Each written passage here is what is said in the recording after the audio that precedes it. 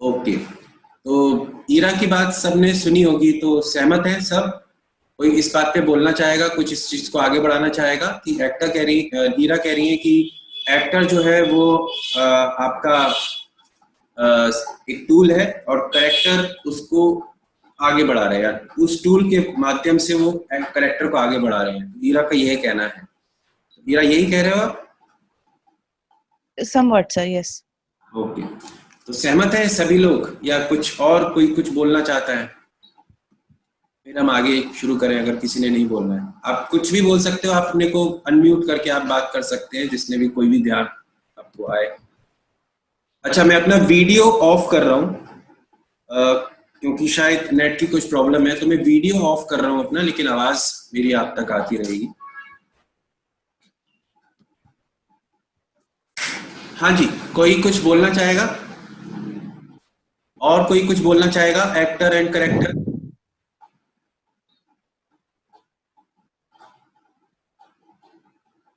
कोई कुछ नहीं। ठीक है, तो एक अभी मैं फाइल शेयर करता हूं आप लोगों से, और जो 5 एलिमेंट्स के साथ पहले से ही काम कर रहे हैं या आप लोग जुड़े हुए हैं, तो आपको जब आप ज्वाइन करते हैं तो आपको एक फर्रा दिया जाता है जिसको कहा जाता है करेक्टर चार्ट। वो आप लोगों में किस किस के पास है? जो पुराने हैं 5 एलिमेंट्स, किस किस ने पढ़ा हुआ है? ओके, विशाल के पास है, भरत के पास भी है शायद। भरत, आप करेक्टर चार्ट दिया जाता है?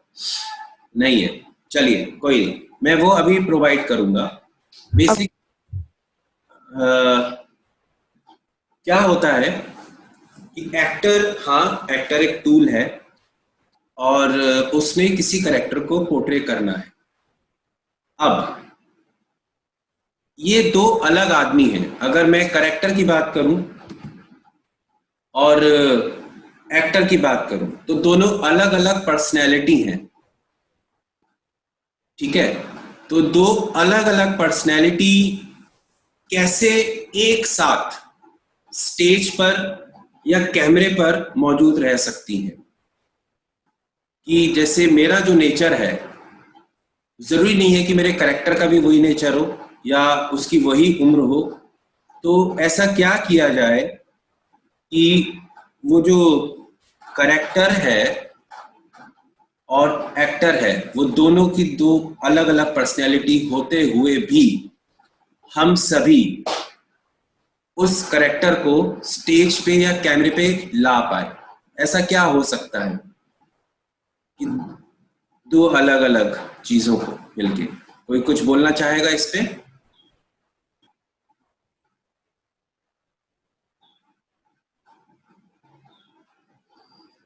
अच्छा, पहले तो आप मुझे बताइए, इस बात से सहमत हैं आप लोग कि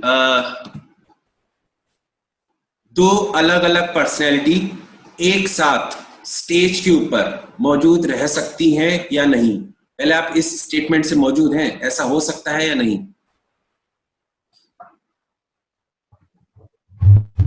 सर भी कुछ बोल सकता हूँ। हेलो हाँ जी, अंशुल बोलिए। सर, ऐसे मैंने सुना तो है, एक्टर्स कहते हैं कि हमेशा मतलब अवेयर रहना चाहिए जब एक्टर स्टेज पे होता है, हाँ हाँ। अपने बारे में भी और कैरेक्टर के बारे में भी। लेकिन जितना मैंने एक दो प्ले किए हैं तो वो हो नहीं पाता। वो एक ही चीज हो पाती है अच्छे से, कि अच्छा, आप कैरेक्टर में जाओ। ओके, या तो आप करेक्टर में मौजूद रहो या फिर वो एक्टर मौजूद रहे, ऐसा ऐसा कुछ।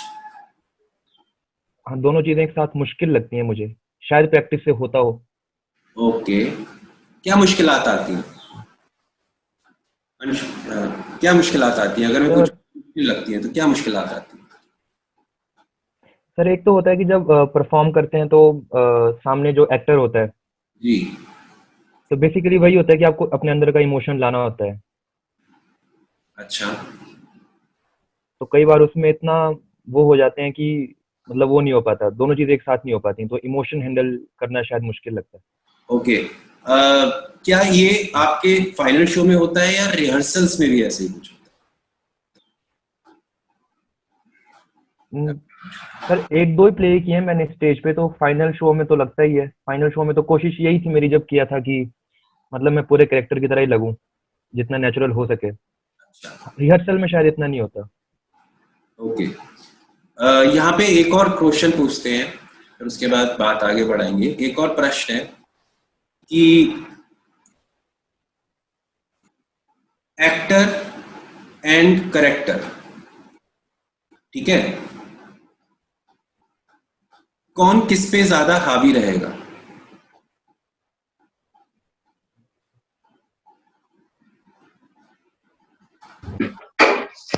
सर कैरेक्टर एक्टर पे ज्यादा हावी रहेगा। कैसे इंदुला,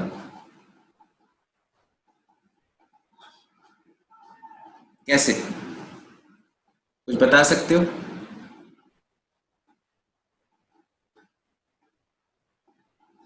ओके, हाउ डू यू, अगर मैं कहूं फिर से वही पुराना क्वेश्चन है, how do you prepare for your character?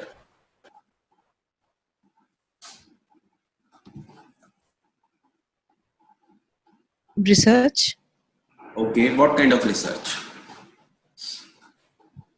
आप जैसे depending on the character, you read up the background, the mannerisms, the psyche, and then try to get it as close to your which you can do it. Which I mean, no, मतलब people who are experts, they will get it पूरा एकदम absorb कर लेंगे, और जो still struggling है वो they probably will get it closest to their they can relate. Overlapping area तक लाके, that is the target to reach, कि यहाँ तक पहुँचना है कम से कम। ओके, अभी ठीक है, ये एक बहुत अच्छी बात बताई आपने, कहा हीरा की एक्सपर्ट्स और जो न्यू कमर है, जो लर्निंग है, उनको थोड़ा सीखना पड़ेगा इन चीजों को, ठीक है। अब चलिए, एक्सपर्ट्स और जो न्यू कमर है उनमें एक बेसिक डिफरेंस होता है। न्यू कमर क्या करता है कि उसको जब उसकी लाइंस मिलती हैं या उसको कोई काम मिलता है तो उसको लगता है कि बस मैं जल्दी से लाइंस याद करूं एंड मैं उसको डिलीवर करूं, ठीक, उसको मतलब बोल दूं, और उसको यही लगता है कि मतलब कि जितना हमको दिया गया है, जितना टेक्स्ट हमको दिया गया है, बस उतना ही टेक्स्ट काफी है किसी भी कैरेक्टर को प्ले करने के लिए। ये एक न्यू कमर की थिंकिंग होती है, एक थॉट प्रोसेस होता है। लेकिन जो जब जैसे जैसे हम अपने क्राफ्ट में काम करते जाते हैं या अपने क्राफ्ट को मांझते चले जाते हैं, तो हमें पता होता चला जाता है कि खाली ये जो टेक्स्ट दिया गया है या ये जो लाइंस हमको दी गई है, ये ही नहीं है खाली, इसके अलहदा उसकी शायद कोई प्रीवियस जिंदगी भी है या उसकी जिंदगी से रिलेटेड और भी बहुत सारी चीजें, ठीक है।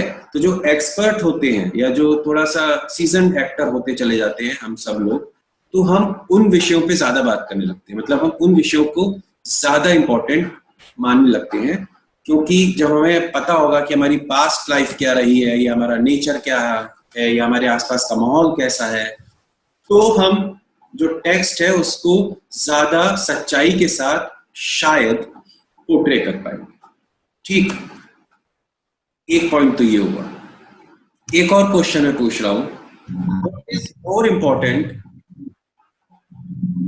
Between rehearsal and show? Like show ज्यादा इंपॉर्टेंट है या आपका जो फाइनल इनपुट आप दे रहे हो, आप लोग कैमरे के सामने या किसी की चीज के भी सामने, वो ज्यादा इंपॉर्टेंट है, या जो आप उस करेक्टर को प्रिपेयर या बनाने के लिए रिहर्सल कर रहे हो उस शो के लिए या उस फाइनल इनटेक के लिए, वो ज्यादा इंपॉर्टेंट है? आप कोई भी कुछ बोलना चाहे तो इस पे। सर रिहर्सल ज्यादा इम्पोर्टेंट है सर, रिहर्सल नहीं होंगी तो शो अच्छा नहीं जाएगा, या फिर जो भी हम कैमरे के आगे करेंगे या फिर स्टेज पे करेंगे तो वो अच्छा होगा ही नहीं जब तक हम रिहर्सल अच्छी नहीं करेंगे, रिहर्सल परफेक्ट नहीं कर लेंगे। ओके ओके नितिन, तो नितिन इज सेइंग कि rehearsal is more important then show. कितने लोग सहमत हैं इस चीज से? जो लोग हैं वो हाथ उठा सकते हैं कि obviously rehearsal is more important then a show. हमेशा याद रखना, जब आप एक्टिंग लाइन ज्वाइन करते हैं या कुछ भी क्रिएटिव चीज करते हैं, तो शो या जो फाइनल आउटपुट है वो इतना इम्पोर्टेंट नहीं है, उसकी रिहर्सल ज्यादा इम्पोर्टेंट है, क्योंकि जितनी आप रिहर्सल में टाइम लगाओगे उतना परफेक्टली या उतना उस किरदार के करीब आप जा पाओगे। ठीक है, अब वापस से पुरानी वाली बात पे ही वापस आते हैं कि जो एक एक्सपर्ट है, हीरा वाली बात पे वापस आ रहे हैं कि एक्सपर्ट है वो उस करेक्टर के बारे में पूरी रिसर्च करता है। ठीक है, उसको पूरी पास्ट लाइफ और इस सब की रिसर्च करता है। ठीक है, तो अभी यहाँ मैं कुछ एक पर्चा आपके सामने पढ़ने जा रहा हूँ और उसका फाइल फॉर्मेट भी मैं आपको भेज दूंगा अभी थोड़ी देर में इस मीटिंग से। मैम आ जाए तो थोड़ा मैं फ्री होके उसको फाइल फॉर्मेट में भी आपको अभी भेजता हूँ। ये पर्चा जो हमसे जुड़े हुए लोग हैं उनके पास तो पहले से ही होगा, बट फिर से हम देंगे। ठीक है, ये हम लोगों के पास एक, जब हम 5 एलिमेंट्स में काम करते हैं तो एक हमने करेक्टर चार्ट करके एक बना रखी है चीज।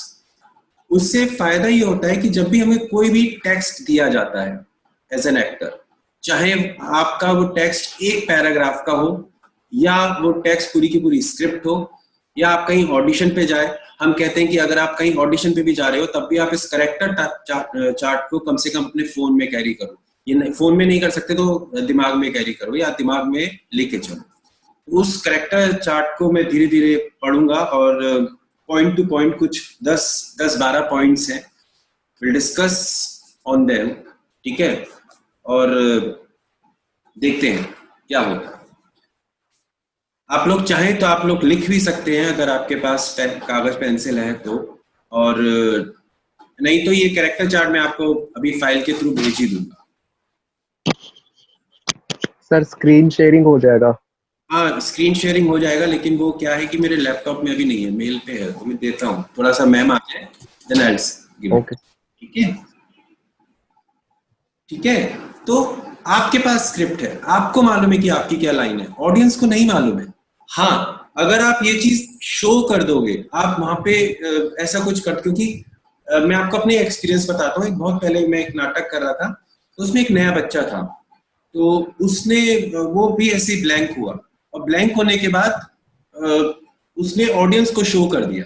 उसने वहां पे ओ सॉरी मैं लाइंस भूल गया, ऐसा कुछ बोल दिया, तब जाकर ऑडियंस को पता लगा। ठीक है, तो जब तक आप शो नहीं कर रहे हो ना, तो ऑडियंस को मालूम, आप ही हो मेन पायलट उस टाइम, तो आपको मालूम है कि भैया ये प्लेन मैं कैसे मोड़ के ले जाऊंगा। ठीक है, और स्टेज फ्राइट तो अब मेरे को अभी भी होता है, जबकि हम 400 शोज कर चुके हैं, तो it's not a big problem. Ma'am जब तक मैम अपनी बात शुरू करते हैं, वो आपको लिखित में मिल जाएगा। मैम यहाँ से पढ़ते चलेंगे एक एक करके और बात शुरू करेंगे। तब तक मैं थोड़ा ये देख लेता हूँ। मैंने बता चुका हूँ। क्या चीज बता चुका हूँ? मैंने कुछ नहीं बताया, मैंने बताया कि we are going to do character chart आज, और एक कैरेक्टर को प्रिपेयर करने के लिए जो हम लोगों को कोई भी चंक मिलता है या कोई भी स्क्रिप्ट का पार्ट मिलता है या पूरी स्क्रिप्ट मिलती है, तो हमको अंदाजा लगाना पड़ता है कि हमारा कैरेक्टर की बैकग्राउंड क्या है। तो उसके लिए कुछ गाइडलाइंस हैं जो हमारे पास हैं, वो हम लोग आपसे शेयर करते हैं। अगर आप चाहें तो नोट डाउन कर सकते हैं। Are we sharing this? हाँ, मैं कर रहा हूँ। अच्छा, अदरवाइज कोई पॉइंट मिस ना हो जाए, इसके लिए मैं पढ़ देती हूँ ये। तो जो कैरेक्टर डिजाइनिंग के लिए जो हम लोग सबसे पहली चीज देखते हैं ना, वो एक आपने सुना होगा लुक कैसे डिजाइन करना है हमको उसका। तो उसके लिए उसका बॉडी स्ट्रक्चर क्या है, किस दुबला है पतला है, इस तरह की चीजों के लिए कुछ गाइडलाइंस हैं, वो मैं आपको बताती हूँ। एक तो उसकी जो फिजियोलॉजी है, फिजियोलॉजी सब समझते होंगे क्या होता है, बॉडी स्ट्रक्चर, दुबला है पतला है मोटा है कैसा है। एंड देन कम्स सेक्स, तो हमको पता ही होता है कि लड़का है फीमेल है कि मेल कैरेक्टर है, ये हमको मालूम होता है। यहाँ पे कॉम्प्लिकेशन आती है एज, तो वो हमें अपनी स्क्रिप्ट को पढ़ के फाइंड आउट करनी है, उस कैरेक्टर को लेकर, उसकी लाइंस को पढ़कर कि उसकी एज क्या होगी। शुरू में हम अंदाजा लगा सकते हैं, लेकिन जैसे जैसे हम पूरी स्क्रिप्ट पढ़ते हैं तो हमको उसका अंदाजा हो जाता है। लेकिन कई बार जब चंक मिलते हैं हमको, छोटे छोटे ऑडिशन की स्क्रिप्ट्स मिलती हैं, तो उसमें अंदाजा लगाना थोड़ा मुश्किल होता है। लेकिन वो भी हम या तो इमेजिनरी बना लें उसकी, जो भी हमें अंदाजा हो रहा है उसका, उसकी अंदाजन हाइट और वेट क्या होगा, ठीक है, उसकी आंखों का कलर क्या हो सकता है, बालों का कलर क्या होगा, स्किन डार्क है, फेयर है, किस टाइप का कॉम्प्लेक्शन है, ये हमें डिजाइन करने में हेल्प करता है। और उसका पोस्चर किस तरह का है, तो जो ये हम कैसे डिसाइड करेंगे, उसकी सेक्स और उसका जो एज है, उसकी हाइट है, वेट है, उससे हम लोग उसका बॉडी पोस्चर डिसाइड कर सकते हैं उस कैरेक्टर का कि कैसा रहेगा, थोड़ा झुका हुआ चलता है या एकदम अपराइट स्ट्रेट है, कैसे चलता है, उठता है, बैठता है, उसमें पोस्चर्स हमको डिजाइन करने पड़ेंगे। उसकी अपीयरेंस कैसी है उस कैरेक्टर की, वो गुड लुकिंग है, ओवर है, अंडरवेट है, साफ सुथरा रहता है या गंदा लगता है, प्लेजेंट है, अनटाइडी है, उसके हाथ पैरों को कैसे चलाता है, ये अपीयरेंस में हमारे आ जाता है। उसकी डिफेक्ट्स क्या हैं, जब हम कैरेक्टर डिजाइन कर रहे हैं तो डिफेक्ट क्या है, तो उसमें डिफेक्ट्स जो आते हैं वो हमारे आते हैं हेरिडिटरी मतलब कि उसकी फैमिली में कोई इश्यूज रन कर रहे हैं तो उसमें हेरिडिटरी आए हैं कि बॉल्ड है या उसको डायबिटीज है, उस कैरेक्टर को कोई किसी भी किस्म की हेरिडिटरी डिजीजेस के बारे में। ये सारे कैरेक्टर्स आपने अधिकतर फिल्मों में देखे होंगे, आप चाहे तो मेरे से क्वेश्चन कर सकते हैं इस बारे में। एंड ठीक है, तो ये सारे जो हमारे कैरेक्टर्स थे ये आपके आउटलुक को देखकर यानी अपीयरेंस को लेकर थे। इस पर अगर आप डिस्कस करना चाहते हैं तो आप डिस्कस करिए, उसके बाद हम मैम में पहुंचेंगे। हाँ जी। हाँ मैम इसमें कोई मतलब कोई ऑर्डर होता है कि कहाँ से, क्योंकि ये बहुत वाइड है, मतलब जब हम कैरेक्टर को देखते हैं हाँ उसमें उसका लुक क्या है, एज क्या है, वो बहुत वाइड लगता है देखने में, मतलब हाँ बिल्कुल तो वाइड। कोई कोई रास्ता है शुरू करने का कि यहाँ से जाएंगे तो मतलब चीजें होती जाएंगी, जैसे कोई तरीका हो कि हम पहले इस ट्रेड को पकड़ेंगे फिर आगे? यस। नहीं ऐसा नहीं है। देखो ये क्या होता है ना कि ये अभी जो मैं आपको बता रही हूँ ये सिंपली जो है, जब हम शुरुआत में जब एज एन एक्टर हम शुरुआत में अपेयर करते हैं, हमको करनी है एक्टिंग, तो उसमें आगे बढ़ते जाते हैं धीरे धीरे ना, ये हमारे इनग्रेन्ड होता जाता है। जब हमारे हाथ में स्क्रिप्ट आती है या हमारे हाथ में कोई भी चंक आता है ना, 2 सेकंड लगते हैं हमको पढ़ते पढ़ते अंदाजा लगाने में। तो ये शुरुआत में है कि हमें ये पॉइंट्स ध्यान में रखने हैं, उनके आंसर्स करने हैं। तो इसके लिए आप आराम से टाइम लीजिए। अगर आप ऑडिशन के लिए गए हैं तो आप एक पेपर अपने साथ रखिए और try and answer these question initially. लेकिन जैसे जैसे आप ग्रूम होते जाएंगे एज एन एक्टर, तो आपको इन चीजों की जरूरत नहीं पड़ेगी। आप स्क्रिप्ट को पढ़ते ही आपको पता चल जाएगा कि इस कैरेक्टर की डिमांड क्या है। और इसका कोई सीक्वेंस नहीं है कि भाई हमें एज पहले पता लगानी है या पोस्चर बाद में पता लगाना है, उसका कलर ऑफ स्किन क्या करना है। तो ये आता है आपके आगे जब आप कैरेक्टर डिजाइन करने बैठते हैं तब। तो इसके लिए जो हम लोग कई बार बताते हैं कि ऑडिशंस पे जब आप जाते हो तो कुछ एक चीजें आप लोग अपने साथ में प्रॉप्स रखिए, जैसे सिगरेट हो गई आपके हाथ में, आपके पास एक काजल पेंसिल होना चाहिए, या लिप्स, लड़कियां हैं तो वो लिपस्टिक कैरी कर सकती है, एक स्कार्फ होना चाहिए। कुछ कुछ छोटे छोटे प्रॉप्स होते हैं जिनसे आप ये एक लुक जो है उसका अपीयरेंस डिजाइन कर सकते हैं। कई बार आपको जब आप ऑडिशन वगैरह के लिए जाते हैं तो आपको जो वहाँ पे असिस्टेंट्स होते हैं आप उनसे बात कर सकते हो इस विषय पर कि भाई ये कैरेक्टर का आप बताइए क्या लुक है, क्या एज ग्रुप है, कैसा आप चाहते हैं, तो अंदाजा हो जाता है। और जब आप थोड़ा 1 घंटा लेके 2 घंटा लेके जो कैरेक्टर को अपीयरेंस डिजाइन करके जब आप जाएंगे उसके सामने तो डेफिनेटली आप सेलेक्ट हो जाएंगे। सेलेक्ट नहीं भी होंगे तो कम से कम वो ये कहेगा कि हाँ भाई ये एक सीखा हुआ एक्टर है, ये कम से कम उसको ये पता चल जाएगा।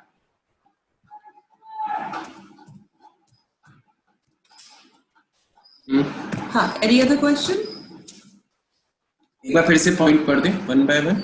हाँ, लुक्स को लेकर मैं पढ़ देती हूँ। फर्स्ट इज फिजियोलॉजी, कैरेक्टर का जो सेक्स है वो, उसकी age, height and weight, colour of hair, eyes, skin, posture है उनका, अपीयरेंस है कि वो गुड लुकिंग है या ओवर अंडरवेट है, साफ सुथरे हैं, सुंदर से है, नीट है, प्लेजेंट है, अनटाइडी है।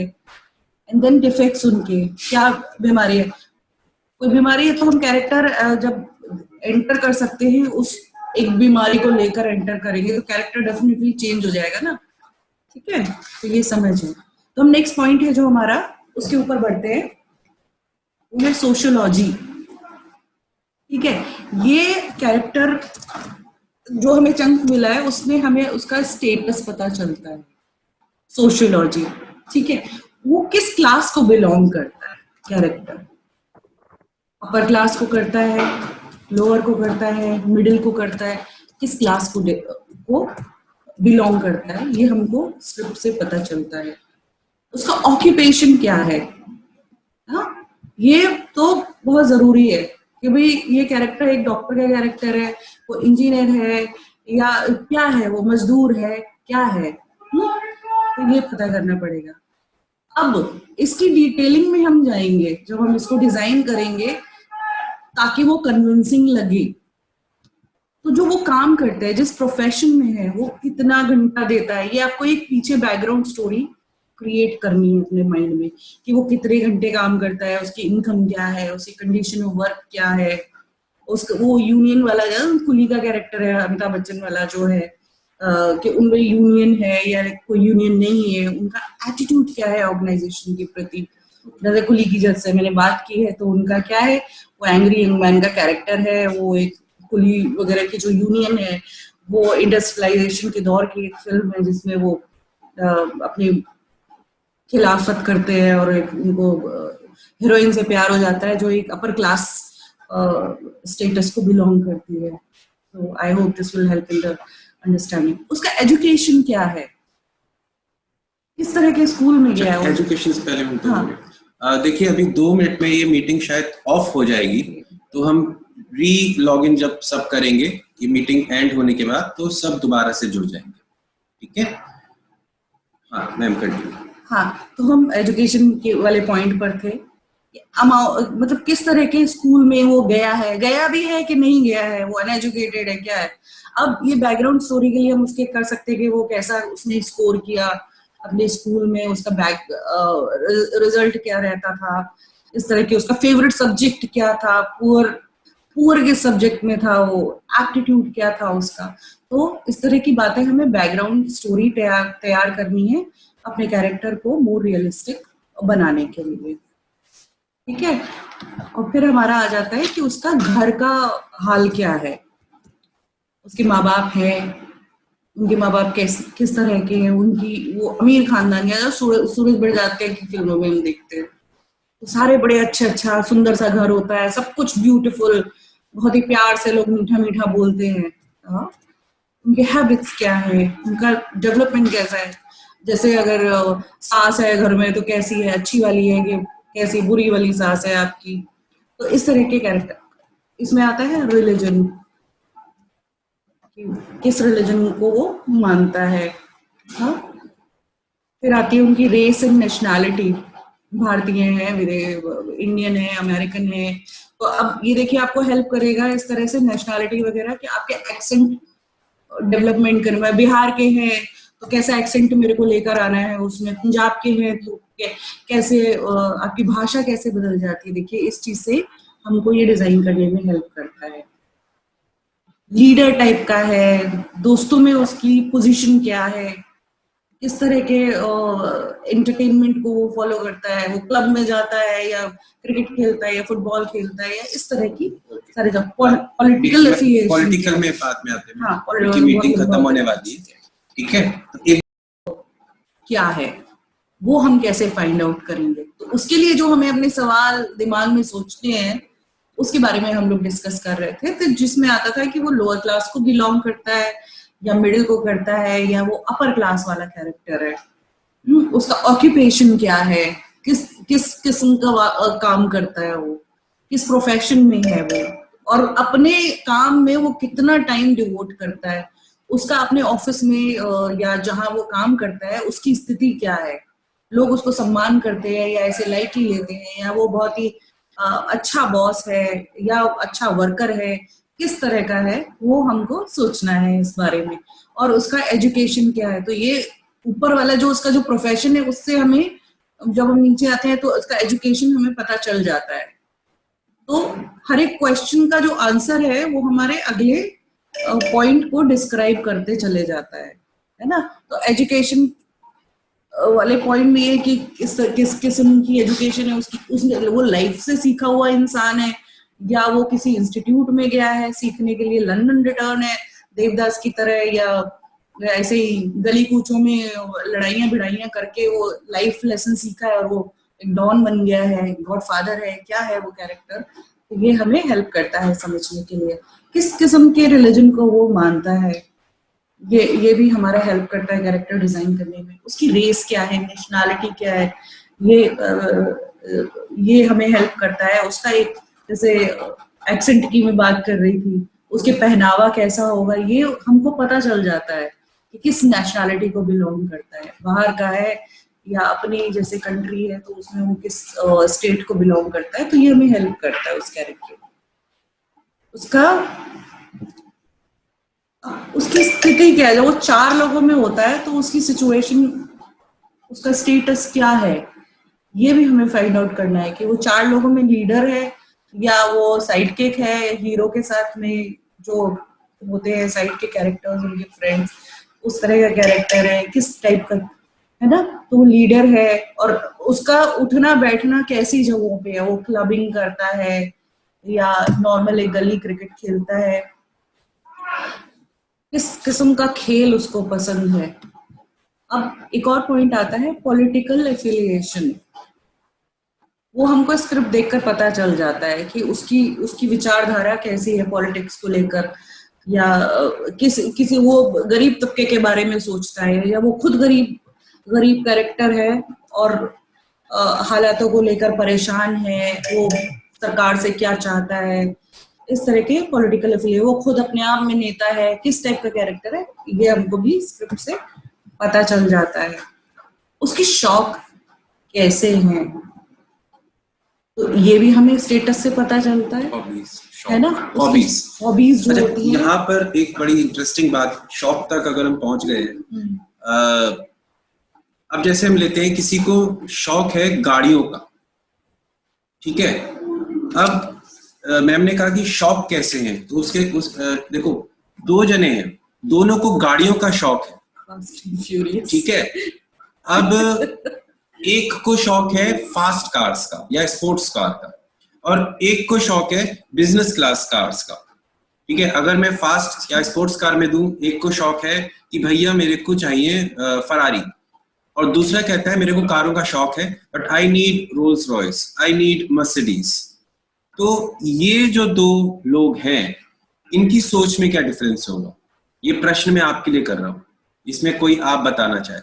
और यही चीज आप देखोगे, ज्यादातर जो स्पोर्ट्स कार होती हैं वो जैसे रेड कलर में होती है या लाल रंग में होती है, और जितनी बिजनेस कार्स आप देखोगे ज्यादातर वो आपको या तो व्हाइट मिलेंगी या सिल्वर मिलेंगी या ब्लैक मिलेंगी, और स्पोर्ट्स कार आपको येलो मिल जाती है, ऑरेंज मिल जाती है।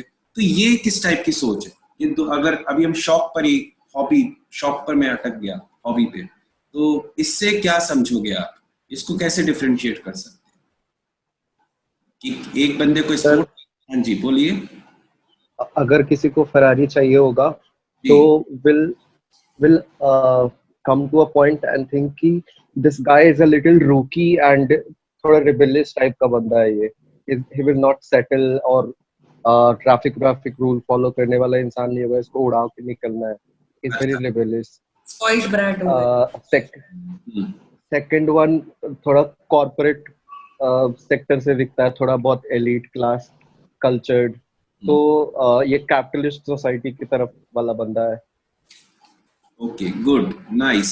Ira wants to ask something. Yes, Ira.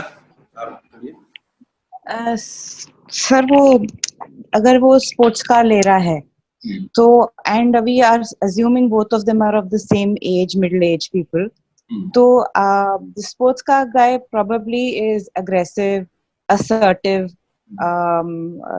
he wants his way, and he is impatient, and he knows he can get away with it, which also the other Rolls-Royce guy knows that I can get away with it, but he is more polished. His probably even his threats will be very subdued. क्या आप समझ नहीं पाओगे कि वो threat करके गया है कि या insult करके गया है कि कॉम्प्लीमेंट देके गया. Whereas the sports guy would probably be very upfront and बोल के जाएगा. I mean, I'm just trying to imagine if I have to draw a character out of these two props. तो probably that will be because वो जो vibrancy और of life है वो आपको स्पोर्ट्स कार वाले के साथ ज्यादा दिखता है देन दी सिल्वर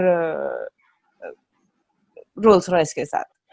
वो ज्यादा क्लासी और probably more established, subdued, तो वही थोड़ा सा ठहराव है या फिर थोड़ा सा अपना रिचनेस में वो है, भरोसा है. नहीं देखो, I don't have to flaunt it, I know I'm rich वाला हाल है. अमीर वाला है ना. हाँ, इसमें राखी मैंने बहुत अच्छी बात की, रईस और अमीर का फर्क. ठीक है, देयर इज डिफरेंस बिटवीन रईस एंड अमीर.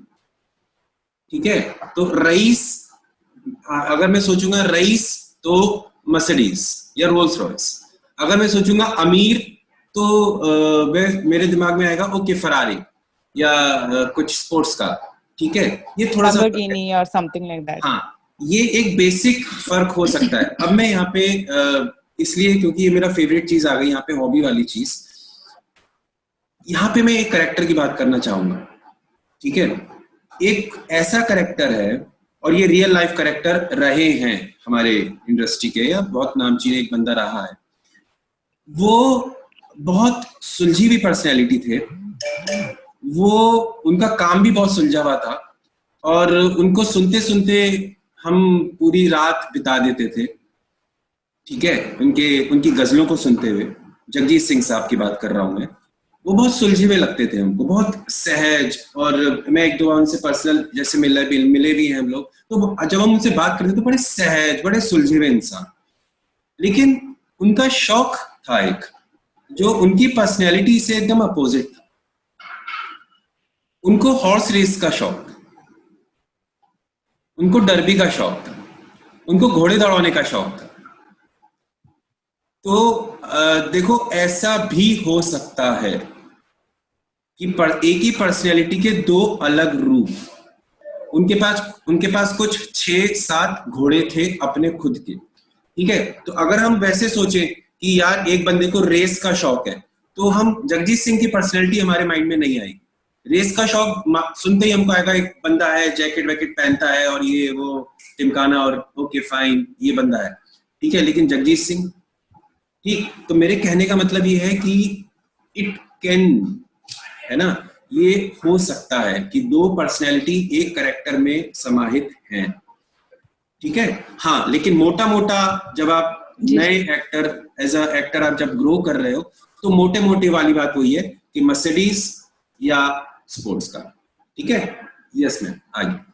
तो सर जब हम लोग बाकी आपने जो दिए हैं एजुकेशन और घर का रिलेशन और आपका स्टेटस, वो जब इस फोल्ड में आने लगता है तो फिर वो मर्सिडीज या फिर लैम्बोर्गिनी अकेले स्टैंड आउट नहीं करता. फिर ये सब प्ले करके देन आपका एग्जांपल जो है वो पूरा उभर के आता है.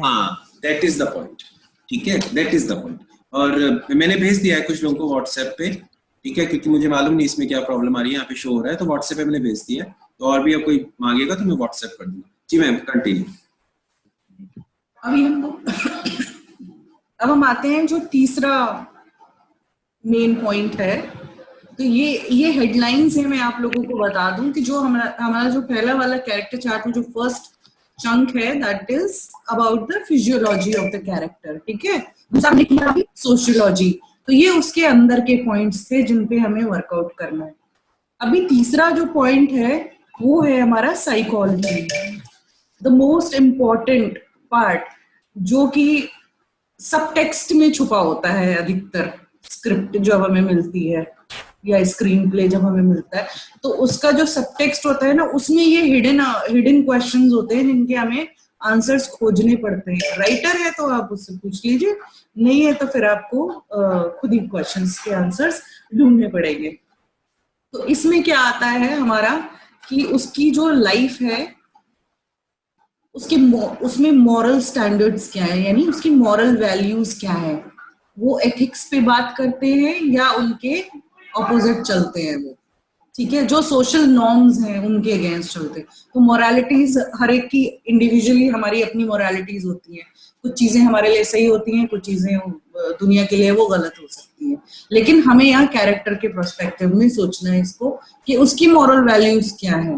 अगर वो अच्छा बंदा है, बड़ा दानवीर टाइप का बंदा है, किस तरह का बंदा है, तो ये हमें फाइंड आउट करना पड़ेगा कि कंजर्वेटिव उसकी वैल्यूज हैं या बहुत ओपन है, वो फ्लैम्बॉयंट है, कैसा है, वाइब्रेंट। हाँ, तो उसके दूसरा पॉइंट है मेन, उसकी ख्वाहिशें यानी एम्बिशंस क्या है। वो कैरेक्टर जो है अपनी वो एक नॉर्मल सी जो लाइफ चल रही है उसमें खुश है, या वो आगे उसके क्या इरादे हैं। तो अधिकतर हम इस तरह की चीजें जब किसी फिल्म में देखते हैं या किसी कैरेक्टर की लाइफ में देखते हैं, तो वो उसमें आता है कि वो शुरुआत में डिनायल में रहता है, वो उसकी कोई ख्वाहिश नहीं है कि वो विलन से लड़ेगा या भिड़ेगा, या जो एंटागनिस्ट है उससे उसकी भिड़ंत होने की कोई इच्छा नहीं होती है, लेकिन कुछ ऐसे हालात क्रिएट किए जाते हैं जिसमें वो जो हीरो है आपका या जो भी कैरेक्टर है वो हालातों के खिलाफ लड़ता है। तो वो एम्बिशन डेवलप भी होती है, वो शुरू में नहीं भी हो सकती है आपके स्क्रिप्ट में, लेकिन वो बाद में हो सकती है, and he comes out as a hero. ठीक है, या फिर वो एक ऐसा ही सबड्यू सा कैरेक्टर है, वो स्टोरी का पार्ट है, वो सिर्फ कहानी को आगे बढ़ाने में हेल्प कर रहा है, ऐसा पात्र है। तो यहाँ पर आपको देखना पड़ेगा कि आपका पात्र किस तरह का है। सेकंड थिंग है, अब ये कैसे पता चलेंगे, तो हमें उसके लिए फाइंड आउट करना पड़ेगा कि भाई उसकी फ्रस्ट्रेशंस क्या है, उसकी टेंशन्स क्या है, कहाँ पे वो फेल हो रहा है, उसकी डिसअपॉइंटमेंट्स क्या है। इससे हमें उसका उत्तर पता चलेगा। उसका टेम्परामेंट कैसा है, हाँ? आराम से इजी गोइंग है या हार्ड टू हैंडल है। मानव सर कई बार कहते हैं यू आर टफ डायरेक्टर, है ना? मैं ऐसी Wait, Arpit, hi Arpit, you want to say something? अर्पित, आप नहीं कुछ कहना चाह रहे थे? हाँ अर्पित, अनम्यूट अनम्यूट कर लीजिए, चलिए मैं कर, एक सेकेंड अर्पित।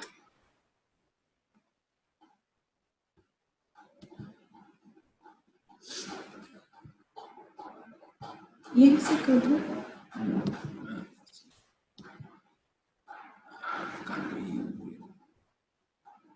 ऊपर से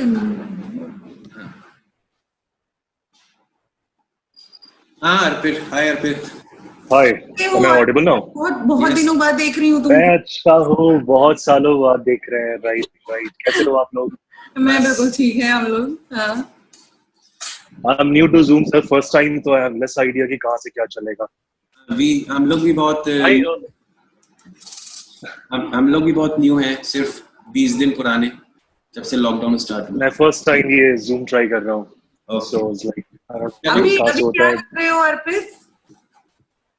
हम लॉकडाउन में घर बैठे हैं, इसके नहीं, पहले वो तो हमें पता है, लेकिन आगे तो करोगे ना। नहीं, घर से भी एड वगैरह शूट चला है बीच में। अच्छा Supposed to shoot a commercial वो घर से। अच्छा There are other shows, कुछ फिर से कलर्स वाले कह रहे थे, 3 अच्छा। अलग चैनल पे शॉर्टलिस्टेड था। लेट्स सी कौन सा यस करता हूँ। चलो, ऑल द बेस्ट, फिर बात करते रहेंगे, ठीक है? जरूर सर। एक चीज, अभी we were talking about a character. Ji Arpit. So there was a show मैं कर रहा था कलर्स के लिए, उसका लुक टेस्ट चल रहा था कई साल पहले। विघ्नेश्वर मिश्रा आईएएस करके शो था, निवेदिता जी कर रही थी जी। So there was this script जिसमें this IAS officer goes to a minister and वो मिनिस्टर के पास जाके कुछ सीरियस कन्वर्सेशन करता है कि उसने पैसे चोरी किए हैं। There was a complete page dialogue for the script for this look test. So script पकड़ा दी है, इट्स बिट ऑब्वियस कि आईएएस ऑफिसर है, थोड़ा सीरियस होगा, एंड क्योंकि मिनिस्टर को धमकी दे रहा है कि तुमने पैसे चोरी किए तो थोड़ा सीरियस होगा। Can be aggressive, can not be aggressive. So I did it, they liked it, but then after this director came and he said कि नहीं, I want this in a funny note. So right now we were discussing about this thing, if a guy say that he likes a car, it can be a Ferrari, it can be a Mercedes. So then I get to know that we have to go through a little background. What is the lifestyle of the person since couple of years to know that whether he needs a Ferrari or whether he needs a Merc. Similarly, when he asked me and when I questioned him, So back in his college life, he was a humorous guy. So here, उसको minister के पास जाके काफी funny note पे धमकी देंगे. That made me got selected for that show. So it's very tough just reading the lines to get to know that what is that we have to do unless we know something more about the background. मैं देना चाहूंगी इसका answer. Arpit, you've seen Correct me if I'm Godfather, wrong. right? So when Al Pacino went for an audition, तो वो उन्होंने बड़ा पंक type character, उनको लगा कि भाई इस तरह की ये डॉन टाइप फिल्म है तो बड़ा पंक टाइप बन के वो गए कैरेक्टर, उन्होंने ऑडिशन किया इस चीज का. हाँ, तो कम से कम उन्होंने होमवर्क किया हुआ था कि भाई ये ऐसा होना चाहिए कैरेक्टर. ये उनकी अपनी समझ थी जो उनको ऑडिशन स्क्रिप्ट मिली उसको लेकर. ठीक है, जाहिर सी बात है कि उन्होंने गॉडफादर नहीं पढ़ा होगा उस टाइम, उनको एक स्क्रिप्ट मिला और उन्होंने वो पढ़ा और जो उनको समझ में आया कि बड़ा पंक टाइप कैरेक्टर है, स्ट्रीट फाइट्स में इन्वॉल्व होता होगा और एक दो लोग को मार दिया, इस तरह का कैरेक्टर होगा और यंग से तो होते ही, तो यही मेरे को सूट करता है, तो ऐसा कैरेक्टर होगा. But when we see the godfather, it is entirely different character, है ना, नॉन कोलियोने का. तो जब आपको स्क्रिप्ट मिल रही है, जो जितना चंक आपको मिला है उससे जो आपको समझ में आया है, दैट इज फाइन. डायरेक्टर जो आपका ऑडिशन लेंगे, जब एक्चुअल में लेंगे, वो कैरेक्टर कैसा होगा वो उनके माइंड में क्लियर है. ठीक है, क्योंकि उनके पास पूरी बाउंडेड स्क्रिप्ट है, उनको पता है कि मेरा कैरेक्टर कैसा होना चाहिए. लेकिन इसका मतलब ये नहीं है कि आपने जो हार्डवर्क किया है वो फ्यूटाइल है, उसका कोई महत्व नहीं है. ऐसा नहीं है. हमको उससे ये समझ में आ जाता है कि हाँ भाई, ये एक्टर होमवर्क करने वाला है, इसने इतना काम किया है इस कैरेक्टर पे अपनी समझ के अनुसार जो उनको समझ में आया, और उसमें वो काफी खरे उतर रहे हैं. तो इस एक्टर को मैं अपने उसमें ढाल सकता हूँ, एक केमिस्ट्री आगे बिल्डअप हो सकती है. तो जब फिर डायरेक्टर और एक्टर बैठते हैं आपस में, तब वो आपको समझाते हैं और तब आप वैसा कर देते हैं कैरेक्टर. तो इतना तो उनको पता चल जाता है कि भाई बंदा जो है, क्या बोलते हैं उसको, वर्सेटाइल है. तो ये वर्सेटाइल होना कहाँ से आता है? वो आता है ये जो हमारा कैरेक्टर चार्ट है, जो हमारा होमवर्क है, तो वो उससे आता है. देखिए लुक, जब भी हम किसी, क्योंकि आप एक दो टाइप के कैरेक्टर्स हम लोग करते हैं. एक होता है फिक्शन और एक होता है रियलिस्टिक. ठीक है, फिक्शन इज जो जिसके आगे पीछे हमको नहीं मालूम. ठीक है, और एक है रियलिस्टिक या हिस्टोरिकल कैरेक्टर जिसको आप कहोगे. जैसे गांधी जी का कोई कैरेक्टर कर रहे हैं, ठीक है, या नेहरू जी का कैरेक्टर कर रहे हैं, तो आपको उनके आगे पीछे का बहुत कुछ मालूम है. ठीक है, Right. या किसी का भी आप कैरेक्टर कर रहे हैं जिनके आगे पीछे का आपको बहुत कुछ मालूम है, तो वो वैसा ही होगा. ठीक है, उसकी रिसर्च करना ज्यादा आसान है. लेकिन जब आप कोई ऐसा कैरेक्टर कर रहे हैं जो फिक्शन है, जैसे अर्पित ने बताया कि वो फिक्शन है, वो राइटर के दिमाग में है या वो कहीं पर है, बट वो रियलिटी में शायद नहीं है, वो फिक्शन कैरेक्टर है. तो उसमें ये जो कैरेक्टर चार्ट है वो हेल्प सिर्फ इतनी करेगा कि वो एक स्केच, एक कच्चा स्केच आपके लिए बना देगा. अब वो स्केच उस स्क्रिप्ट में सूट कर रहा है या नहीं कर रहा है, इससे कोई फर्क नहीं पड़ता.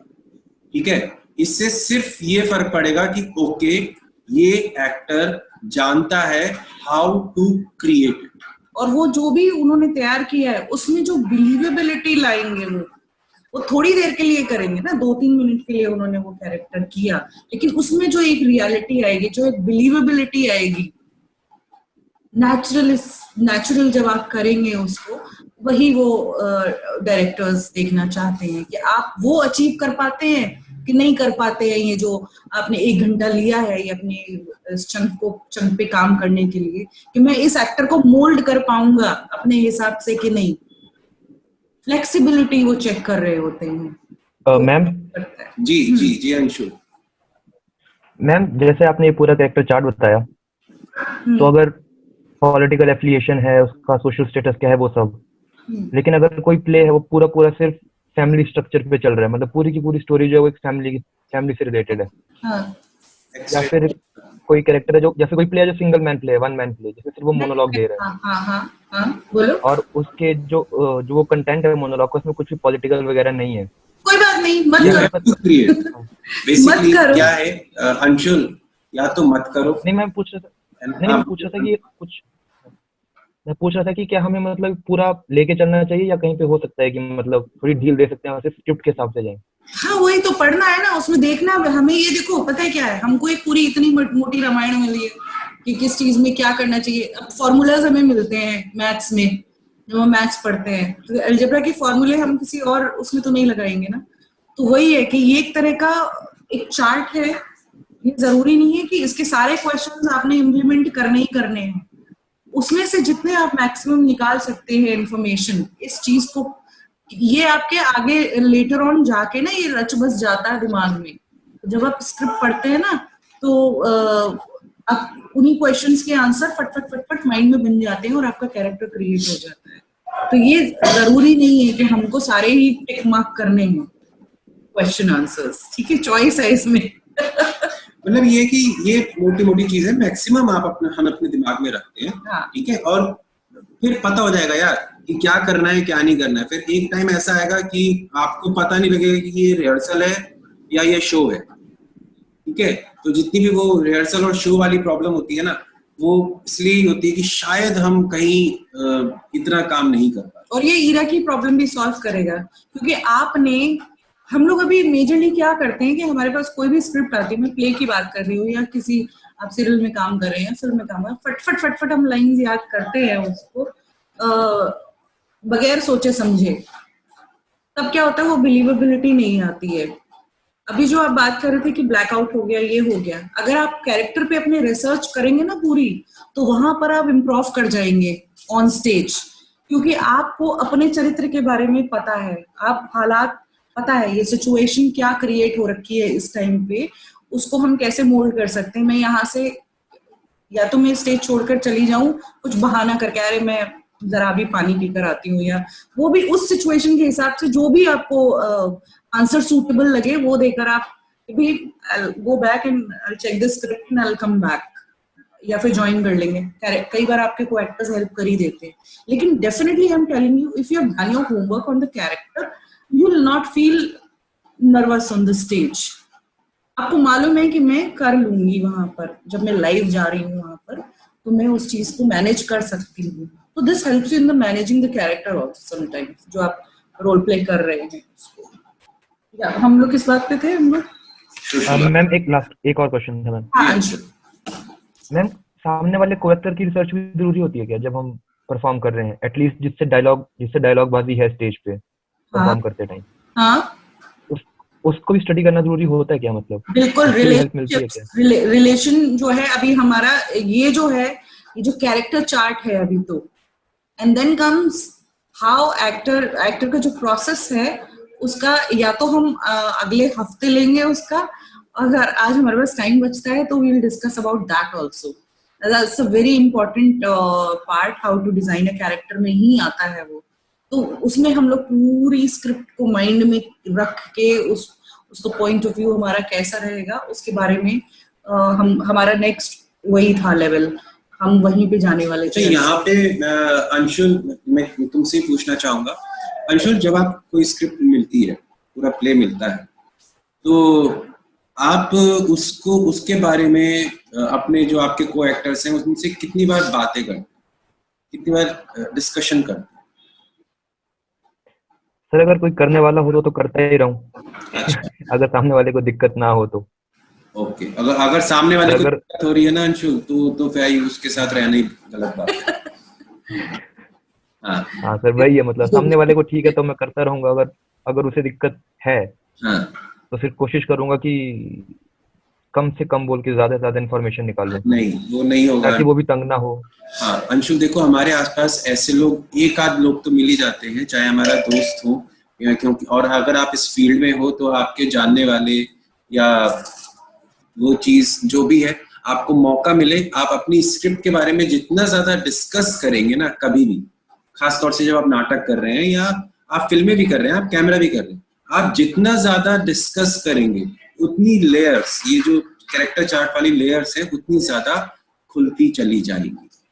ठीक है, तो डिस्कशन इज वेरी इंपॉर्टेंट। अच्छा, फिर से हम पे सिर्फ 9 मिनट बचे हैं, तो हो सकता है फिर से खत्म हो जाए। जी मधु कुछ बोलिए, और हम फिर से लॉग इन कर लेंगे, ठीक है? तो ये है कि 40-40 मिनट का सेशन होगा इसमें। हाँ मधु। ये जो कैरेक्टर डिजाइनिंग था सर, जो मुझे मोनोलॉग्स में मिलता था, मैं उसकी बैक स्टोरी हमेशा कोशिश करती हूँ बनाने की, जो कि मैं आपने पहले वाले में भी कहा था। पर जो आज आपने बताया जो बेंचमार्क्स है, उससे बहुत इजी हो जाएगा। पहले मुझे बहुत ड्रिल करना होता था माइंड को, ऐसे करती हूँ, इतना पीछे जाती हूँ, इस तरह से कहानी बनाती हूँ। अभी जो दूसरे कैरेक्टर से बात करने की बात आई ना, मैं जब करती थी, एक्ट करती थी, तो मैं दूसरे कैरेक्टर को भी बोलती थी, देखो तुम ऐसे हो, मेरा तुम्हारे साथ ऐसा रिश्ता। तो दूसरा कैरेक्टर हमेशा, क्योंकि वो मेरा जानकार नहीं है, तो वो हमेशा बोलते हैं ये क्या बोल रही है, ये क्यों मुझे इरिटेट करी। Okay I do it, yes I know what to do, how to do it. हाँ मधु, आप इरिटेट कर रही होगी उसको। ठीक है, नहीं ऐसा नहीं है। मधु देखो, यहाँ पे आपने कहा कि मैं उसे बताती थी कि मैं ऐसी हूँ, तो ये चीज सभी लोग सुन रहे हैं। अगर आप किसी को ये बताओगे ना कि मैं ऐसी हूँ, ये नहीं बताती थी सर। हाँ नहीं, वो कुछ और रिएक्ट करती थी, ये कुछ और एक्ट करती थी। नहीं, मैं बैक स्टोरी, मैं कहती थी तुम भी अपनी एक बैक स्टोरी बनाओ, सो दैट हम रिलेट कर सकते हैं, इसी का तरीका कोशिश कर सकते हैं। हाँ, इसका तरीका ये है, इसका तरीका आप ये ये नहीं बोलती थी कि तुम्हें ये करना है। नहीं, वो नहीं बोलोगे आप ऑब्वियसली। इसका ये तरीका है कि सिंपली बैठ के सिर्फ डिस्कस करो, ठीक है? आप ये मत बोलो कि ये मैं बैक स्टोरी बना रही हूँ तो तुम भी एक बैक स्टोरी बनाओ, तुम भी सोचो। आप सिर्फ जो इतना भी आपका टेक्स्ट है ना, चाहे वो 1 पेज का है या 1 पैराग्राफ का है, आप जब उसको डिस्कस करोगे ना, जब आप बातें करोगे जितनी ज्यादा, कि उतना ज्यादा ये लेयर्स खुलती चली जाएंगी। अच्छा, इसके एक और एक तरीका मैं बताती हूँ। Either you plan to act और either you plan to react, ठीक है? ये थोड़ा जब हम लोग पॉलिश हो जाते हैं तब होता है ऐसा। कई बार क्या होता है कि what we are expecting from other actor, कि वो कैसा रिएक्ट करे, तो हम अपनी जो परफॉर्मेंस है वो उतनी इम्पैक्टफुल करते हैं कि अगला बंदा वैसे ही रिएक्ट करता है। दूसरा तरीका ये है कि अगला बंदा जो एक्ट कर रहा है आप उसके अकॉर्डिंग रिएक्ट कर लो, लेकिन अल्टीमेटली बॉस जो है ना वो डायरेक्टर है, तो वो ठीक है। ये आपके जो सेल्फ वाले जो है, सेल्फ इम्प्रोवाइजेशन या सेल्फ जो भी आप करते हैं उसमें चलिए ठीक है, लेकिन अल्टीमेटली व्हेन यू वर्क, जब बिगर स्पेक्ट्रम में जब आप काम करते हैं तो वो अराउंड द टेबल बहुत सारा डिस्कशन होता है उससे। ये तो मैम अपने कंफर्ट लेवल के लिए करते हैं, जिससे कि बस कैरेक्टर में घुसने की आसानी हो, बाकी तो बाद में तो आते हैं इसमें। हाँ। अभी मैं जैसे कल की बात कर रहा हूँ, कल मैं और राखी में हम एक वीडियो देख रहे थे अपनी ही रिहर्सल का, तो वो जब हम गुरुदत्त प्रिपेयर कर रहे थे तो हम सब बैठे हुए थे साथ में। आकाश यहाँ पे मौजूद है, तो आकाश होगा, आई थिंक आकाश ही है खाली जो गुरुदत्त में था, बाकी तो इंदुला है। इंदुला नहीं होगी बट इतना एक्टिव उस टाइम पे। तो आकाश को याद होगा कि हम लोग कितना डिस्कशन करते थे about the play, about the character, ठीक है? तो वो डिस्कशन बहुत इंपॉर्टेंट है कि अगर आप डिस्कशन नहीं कर पा रहे हो, अगर आप बात नहीं कर पा रहे हो, तो कॉन्स्टिपेटेड परफॉर्मेंस आएगी, है ना? It should be easy, you know, smooth, एकदम नसों में चला जाए। इनफैक्ट अच्छा, एक बड़ा इंटरेस्टिंग केस मेरे को आज और याद आया, इनफैक्ट कल टीवी पे ही देख रहा था कि कैसे सीजन एक्टर जो होते हैं, जो पुराने एक्टर होते हैं, वो अपने नए एक्टर को ट्रेन कर देते हैं और उन्हें पता ही नहीं। ये कैमरा वाला एक्सपीरियंस मैं आपको बता रहा हूँ। एक पिक्चर थी अब तक 56, ठीक है, नाना पाटेकर साहब की। तो उसका एक इंसिडेंट कल परसों मैं सुन रहा था टीवी पे। तो उसमें अगर आप लोगों में से किसी ने वो फिल्म देखी है तो आप देखिएगा, उसमें उनका एक जूनियर होता है जो न्यू कमर है एकदम, वो इंडस्ट्री में भी न्यू कमर है और वो उस फील्ड में भी न्यू कमर है। फील्ड मतलब उस फिल्म में जो एनकाउंटर जो पुलिस वाला है वो उनका जूनियर है और एकदम नया आईपीएस ज्वाइन करके आया है अब। और जो नाना पाटेकर है वो कड़क है, ठीक है, वो डांट लगाते हैं लोगों की और वो वाट लगाते हैं बात करने की। उन्होंने क्या किया, जब पहले दिन अपने न्यू कमर एक्टर को देखा तो उसके ना बाल कुछ बड़े हुए थे, तो नाना ने कहा कि भैया मुझे इसके बाल नहीं पसंद आ रहे, जाओ बाल कटा के आओ। तो पहले न्यू कमर बंदा जो था वो थोड़ा सकपका गया है कि मतलब ये एक्टर है तो इनको मेरे बालों से क्या टेंशन है। तो लेकिन नाना पाटेकर है, उन्होंने कहा भैया मैं शूट नहीं करूंगा, इसके बाल कटा के आओ। वो बाल कटाकर आया, अच्छे से सामने आया, सर ठीक है, अरे यार तुमसे कहा था तुम बाल कटा कर आओ, तुम फिर ऐसे ही आ गए हो, तुमने मेरे को बेवकूफ बना दिया, तुम कहीं बाल नहीं कटा कर आए हो। उसने कहा यार मैं तो कटा कर आया हूँ बाल, बट इस बंदे को दिख नहीं रहे। तो नाना पाटेकर फिर गुस्सा हो गए, भाई मैं शूट नहीं करूंगा जब तक इसके बाल नहीं कटेंगे। वो दूसरी बार गया सैलून, वो लिटरली गया और उसने फिर से अपने बाल कटवाए। नाना फिर से उसके ऊपर चिल्लाने लग गए, यार तुमने फिर बाल नहीं कटाया, मतलब तुम सीनियर एक्टर की बात ही नहीं सुन रहे हो, तुम मेरी बात ही नहीं मान रहे हो। वो बड़ा एजिटेटेड सा हो गया वो बंदा जो न्यू कमर था। नाना ने कहा एक काम करो, अब तुम्हारे बाल ना मेरा हेयर ड्रेसर काटेगा। तो नाना के हेयर ड्रेसर ने उसके बाल काट दिए और बहुत छोटे छोटे कर दिए, और इतने छोटे कर दिए कि वो जो एक्टर था वो अपनी खुद की शक्ल शीशे में नहीं देख पाया। उसने कहा यार मेरी पहली फिल्म है, मैं स्टार बन जाऊंगा, मैं एक्टर बन जाऊंगा, और ये मतलब मेरे को क्या बना दिया लप्पू जम्बूस। तो वो जो एक्टर था वो नाना पाटेकर से इतना झेप गया, इतना इरिटेट हो गया। उसके बाद नाना पाटेकर ने कहा चलो बेटा अब हम शॉट लेंगे। अब जब वो शॉट लिया गया, वो फर्स्ट टेक ओके हुआ। वो इरिटेशन जो थी, जो एक बॉस की, एक मतलब एक अब तक 56 खून कर चुका है वो, और एक न्यू कमर पुलिस वाले की जो एक इरिटेट आपस में जो केमिस्ट्री थी वो अब तक बिल्ड हो चुकी थी, वो बन चुकी थी। कैसे? क्योंकि नाना पाटेकर ने उसको बोल के जिका दिया था। तो यही चीज है, ये देखो, ये सारे एक्टर्स करते हैं। ये डिस्कशन का ही तो पार्ट है कि उन्होंने उस आपस में, नाना पाटेकर ने केमिस्ट्री अपने आपस में बिल्ड कर दी कि भैया तुम्हारी यही केमिस्ट्री, तुम इससे हो, तो ऐसा भी हो। तो कहने का मतलब वही है, सबका प्रोसेस अलग अलग कि सबका प्रोसेस अलग होता है। लेकिन हाँ, आपके को एक्टर्स के साथ आपकी बात, मतलब discussion is very important basically. ठीक है, तो अभी फिर से 2 मिनट बचे हैं तो हम दोबारा से आ जाएंगे, तब तक मैं आगे बढ़, मैं 2-3 पॉइंट्स पढ़ देती हूँ, आप लोग अब ज्यादातर लोगों को मिल चुका है जहां तक। अच्छा, उनके जो कैरेक्टर है उनका एटीट्यूड क्या है अपने लाइफ के प्रति? मिलिटेंट है, डिफीटिस्ट है, किस तरह का है उनका एटीट्यूड? दूसरे है कॉम्प्लेक्सेस, ऑब्सेशंस क्या है उनकी झिझक यानी इनहिबिशंस क्या है, सुपरस्टिशन क्या है, कोई सुपरस्टिशन सभी जानते हैं क्या होता है, फोबियाज क्या है। अब नाना पाटेकर सर की बात ही हो रही थी ना, तो वो एक फिल्म है उसमें वो आग से डरते हैं, जरा सा माचिस जला दे कोई तो उसमें वो डर जाते हैं। What was that film name? परिंदा फिल्म थी, तो उसमें वो आग से डरते हैं वो, तो ऐसे होता है। ठीक है, एबिलिटीज क्या है उनकी, लैंग्वेज, उनका टैलेंट क्या है, और क्वालिटीज उनकी इमेजिनेशन, जजमेंट क्या है, टेस्ट क्या है, पॉइज, ये सारा। And the last is IQ, intelligent quotient. तो इसके ऊपर हमें देखना है किस तरह का कैरेक्टर। जैसे डस्टिन हॉफमैन की एक फिल्म है, उसमें आईक्यू, साइलेंस ऑफ लैम, नहीं डस्टिन हॉफमैन की नहीं है, वो तो एंटनी हॉपकिंस की है, जिसमें वो रिटार्टेड ब्रदर होता है उनका, उसके ख्याल रखते हैं वो आईक्यू। रेनमेकर या रेनमैन, तो वो है। टाइम अप होने वाला है हमारा, हम दोबारा से रीजॉइन करेंगे। हाँ। ठीक है, आई थिंक 30 सेकंड रह गए, तो हम फिर से रीजॉइन करते हैं इसको। ठीक है, जो 30 सेकंड्स में फिर से मिलते हैं, आगे की बात करें।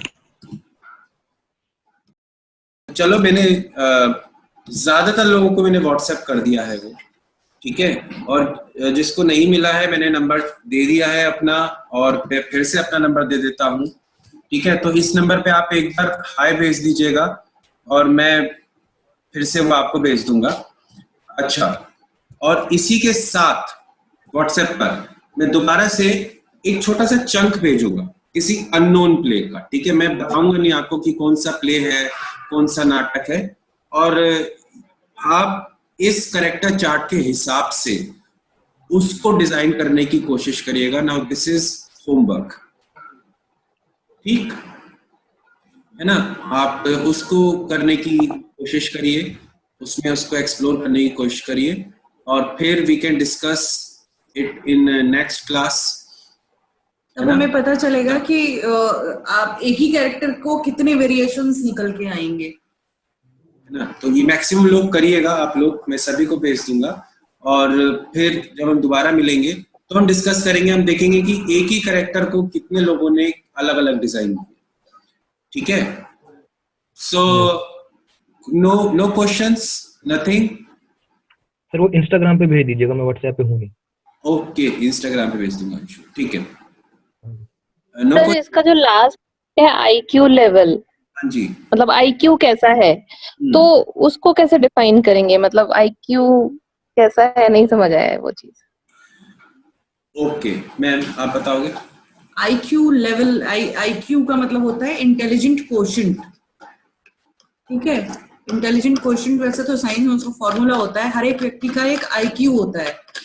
कुछ लोग होते हैं वो बहुत इंटेलिजेंट होते हैं, और कुछ लोग होते हैं जो कि नॉर्मल एक एवरेज एप्टीट्यूड होता है उनका, और कुछ लोग बिल्कुल ही जैसे कुछ डिजीजेस होती हैं जिनकी वजह से आईक्यू जो होती है वो डेवलप नहीं हो पाती है, जैसे ऑटिज्म होता है, इस तरह की जो प्रॉब्लम्स होती है, हाइपर एक्टिव बच्चे होते हैं। तो वो कुछ एक फील्ड होती है उनमें वो बहुत अच्छे होते हैं, ब्रिलियंट होते हैं, वो लोग म्यूजिक में ब्रिलियंट होते हैं। ठीक है, लेकिन अब जैसे अगर आप मेरे से कहो तो मैं गाना या ये इस तरह की जो कलाकारियां, जो स्किल्स हैं, वो हमारे अंदर नहीं होते। तो आईक्यू इज नॉट अबाउट कि आपको पढ़ना लिखना आता है, आप एमबीए हैं, आप ये हैं वो हैं। आईक्यू एक एजुकेशन में तो महत्व है ही उसका, लेकिन एक आईक्यू आपका एक, कैसे कहूं मैं, आप किसी चीज को कैसे कॉम्प्रिहेंड करते हैं। एक बहुत आसान तरीके से बताते हैं। कुछ लोग होते हैं, हाँ, कुछ लोग होते हैं जो जिनको टेक्नोलॉजी सीखने की जरूरत नहीं पड़ती। फॉर एग्जांपल, कुछ लोग आपको मिलेंगे जो लैपटॉप को ऐसे इजीली ऑपरेट कर लेंगे, उन्होंने कहीं सीखा भी नहीं, ठीक है, या किसी ऐप को बहुत अच्छे से ऑपरेट कर लेंगे, और कुछ लोग हैं जो इतने अच्छे से शायद ऑपरेट ना कर पाए। ठीक है, तो ये है आईक्यू वाली बात। इसी में इमोशनल कोशेंट भी होता है, इसमें ही ईक्यू भी है, इमोशनल कोशेंट, कि किसी भी चीज को लेकर आपकी संवेदनशीलता कितनी है।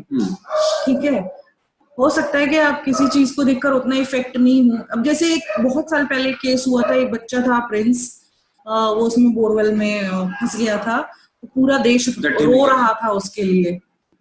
ठीक है, बहुत इमोशनल हो गए सारे लोग, लेकिन लेटर ऑन क्या हुआ, ऐसे बहुत सारे जब केसेस आए तो लोग इम्यून से होते गए, उनको इतना कुछ इफेक्ट नहीं हुआ। ठीक है, फंस गया, अच्छा बच्चा निकल आया, नहीं हुआ कुछ, इतना ब्लंडर क्रिएट नहीं हुआ। तो ऐसे ही इमोशनल क्वेश्चन भी होता है, इंटेलिजेंट क्वेश्चन भी होता है, और ये एक सब्जेक्टिव बात है, कई बार लिटरली भी है इसका मतलब, और कई बार अनकॉन्शियसली भी ये मैटर करता है। वैसे में तो मैं तो बहुत मजाक, तो ये मैं तो आईक्यू एक और अच्छे लेवल से जज करता हूँ कि जो सामने वाला पैदा हुआ है वो 99 के बाद पैदा हुआ है या 99 से पहले का बच्चा है वो। तो मुझे ऐसा लगता है अगर कोई 99 के बाद पैदा हुआ है तो उसका आईक्यू डाउन हो गया, क्योंकि बहुत ज्यादा गैजेट्स आ गए ना, तो हो गया, दिमाग यूज ही नहीं करते हैं चीजों में। ओके, यस, दोबारा से बोलिए, क्या आवाज नहीं आई? हैंग हो गया, दोबारा से बोलिए, मैं कुछ नहीं समझ में आया। ओके, दोबारा सर बीच में। वैसे मजाक वाली बात है ये मैं जब किसी का भी आईक्यू टेस्ट करता हूँ तो मैं ये देखता हूँ कि कौन सा बच्चा 2000 से पहले पैदा हुआ और कौन सा बच्चा 2000 के बाद पैदा हुआ। ठीक है, क्योंकि 2000 से पहले उतनी गैजेट्स नहीं थे, है ना, और लोग अपना रिसर्च करके अपना काम आंसर्स पता करते थे। अभी क्या है कि lot of Google is there. अच्छा, निशांत एक क्वेश्चन पूछ रहे हैं, किसी भी तरह की चीजों को लेकर आप किस तरह से सोच रहे हैं, आप इसे कैसे प्रस्तुत करेंगे? क्या है निशांत, किस तरह की चीजों को लेकर आप किस तरह से सोच रहे हैं और उसे आप कैसे प्रस्तुत करेंगे? ये थोड़ा डायरेक्ट होना चाहिए ना, किसी भी तरह की चीजें, तो so many cases are there. हाँ, तो वो वही किसी पता करना है ना निशांत, कि आप किस तरह की चीजों को सोच रहे हैं, ठीक है। अब वो किसी में कुछ भी हो सकता है, और जब आप उस तरह आप जैसे लास्ट टाइम भी थे, तो लास्ट टाइम आपने कहा था कि मैं हिंदी में कंफर्टेबल हूँ, ठीक है, और आप जब टाइप भी करते हो तो आप हिंदी में ही टाइप करते हो। तो ये आप देखो ऑटोमेटिकली अपनी चीजों को प्रस्तुत कर रहे हो, क्योंकि आपको पता है कि आप हिंदी में कंफर्टेबल हो, तो हिंदी में ही सोच रहे हो और हिंदी में ही टाइप कर रहे हो। तो ये वैसी सी चीज है, और हिंदी में एक्सप्रेस करते हो आप, है ना। तो ये वैसी सी ही चीज है कि कोई भी चीज जो भी है, जब वो आप समझ पा रहे हो, उस बंदे की उम्र या उस बंदे का जो भी चीज है, जो भी कैरेक्टर चार्ट में से कुछ भी है, वो आप अगर सही से समझ पा रहे हो या वो आपके लिए सच है, तो उसको आप बहुत अच्छे से डिस्क्राइब ऑटोमेटिकली कर दो। Basically we want to create believability. हाँ, फेक ना लगे, कुछ भी जो भी हमें समझ में आया है उसमें सच्चाई लगे, इनोसेंस लगे, बस प्लॉसिबिलिटी हो उसमें। या ईरा जी कुछ कह रहे थे आप, रेस कर रहा था। नहीं मैम, ये पूछ रही थी मैं कि जैसे ये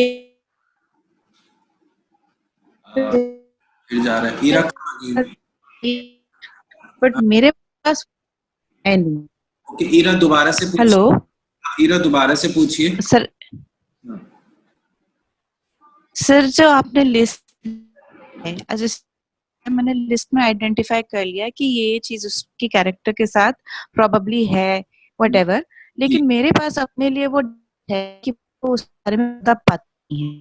like if I have to be a destitute on the streets, so from my comfortable position I can imagine कि ये destitute का life ऐसा हो सकता है, but कैसे वो फिर उसको जो हमने अपने इमेजिनेशन से लिस्ट बनाया कि ये उसका बैकग्राउंड होगा, लेकिन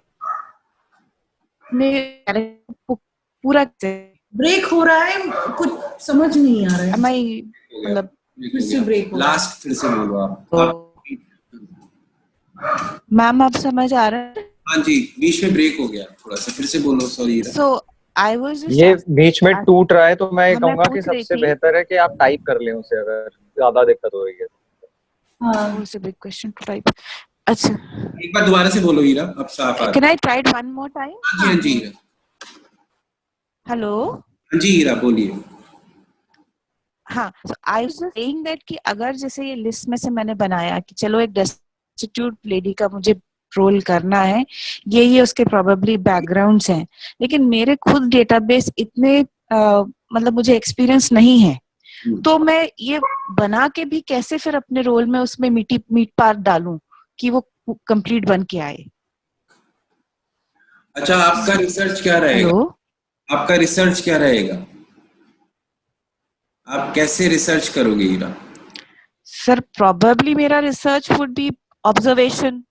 Okay. Observation would be there, whatever limited exposure I have, उससे मैं जो थोड़ा बहुत ऑब्जर्व कर पाऊंगी, या फिर अगर मानिए मेरा एक्सपोजर। तो आप लुक पे काम कर लोगी सबसे पहले? Yes. ठीक है, आप to an extent yes. Look पे काम कर लोगी। सोशियोलॉजी आप उसका स्टेटस या सोशियोलॉजी पे काम कर पाओगी, क्योंकि वो स्ट्रीट का जो है एक जो माहौल होता है उस पे काम कर पाओगे? नहीं जी नहीं sir, ma'am I am here just video बचाने के लिए, मैंने बस बैंडविड्थ बचाने के लिए वीडियो बंद कर दिया था। हाँ, अब उस कैरेक्टर के दिमाग में क्या चल रहा है इसको आप ऑब्जर्व नहीं कर सकते, राइट? वो स्क्रिप्ट बताएगी आपको कि आप जी क्या है आपकी, वो आपकी स्क्रिप्ट है, ठीक है। तो वो जो आपकी स्क्रिप्ट है वो सर जैसे मैम ने, हाँ बोलिए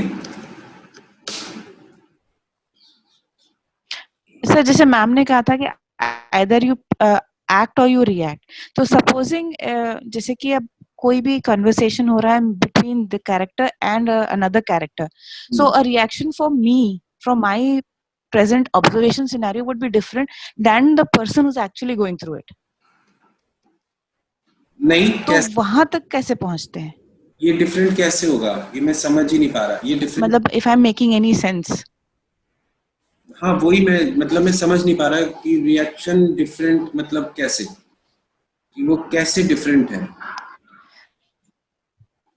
मतलब अगेन इसमें वो वही स्टार्टिंग ऑफ द जो कॉन्वर्सेशन था हमारा कि जो एक्टर है आपके अपने sets of ideas values morals are there. आप एक पूरे दूसरे स्ट्रेटोस्फीयर से एक बंदे कैरेक्टर को आप डेवलप कर रहे हो, आप इम्बाइब करने की कोशिश कर रहे हो, तो आप कुछ जो रियल एलिमेंट्स हैं वो वहां तक कैसे पहुंचेंगे?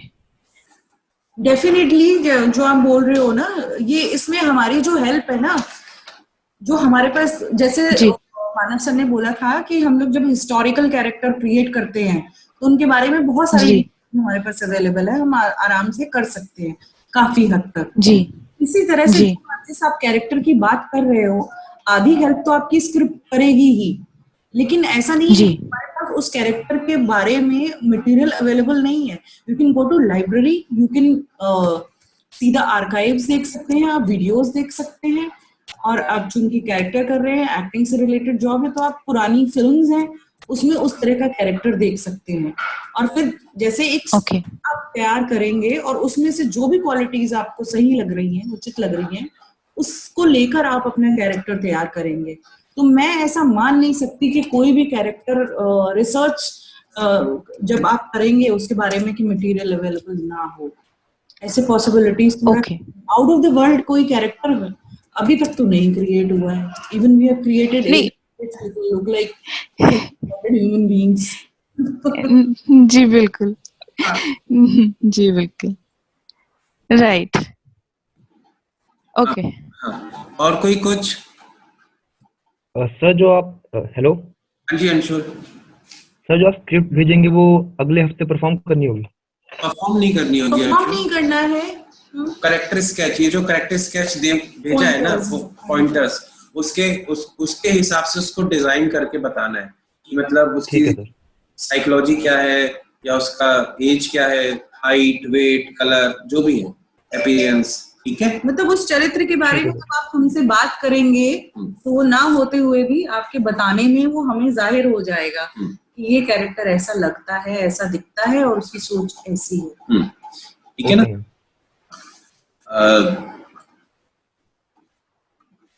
अच्छा, अभी ओके निशांत, मैं आपको जवाब देता हूँ कि गुड लुक्स का मतलब कि वो क्या, इसमें एग्जांपल में लिखा है अपीयरेंस में गुड लुकिंग मतलब कि वो क्या सुंदर दिखता है, मतलब एकदम हैंडसम सा बंदा है जिसका जो एकदम बीएमएस है, जो बॉडी दिख रही है वो एकदम फिट है उस बंदे की या नहीं है, ठीक है, या वो ओवर वेट है या वो अंडर वेट है, क्या वो साफ करेक्टर है, वो अपीयरेंस कैसा है, वो दिखने में कैसा बंदा है।